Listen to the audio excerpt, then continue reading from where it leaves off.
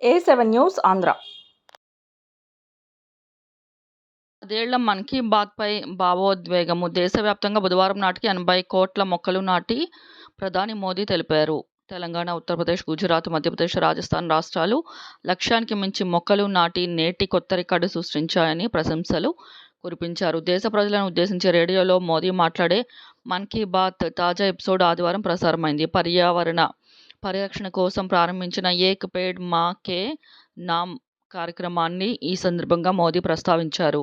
ప్రజల భాగస్వామ్యానికి ఈ కార్యక్రమం చక్కని ఉదాహరణని, ఎంతో మంది స్ఫూర్తిదాయకంగా నిలిచిందన్నారు. తెలంగాణకు చెందిన కెఎన్ రాజశేఖర్ గురించి ప్రత్యేకంగా ప్రస్తావిస్తూ ఆయన 4 ఏళ్లుగా ప్రతిరోజు ఒక మొక్క నాటారని, రాజశేఖర్కు ఉన్న నిబద్ధత తనతో సహా అందరినీ ఆశ్చర్యపరుస్తుందని మోదీ తెలిపారు. ఈ ఏడాది ప్రమాదానికి గురైన తరువాత కూడా ఆయన దృఢ సంకల్పాన్ని వదలకపోవడం అత్యంత గొప్ప విషయమని ప్రశంసించారు.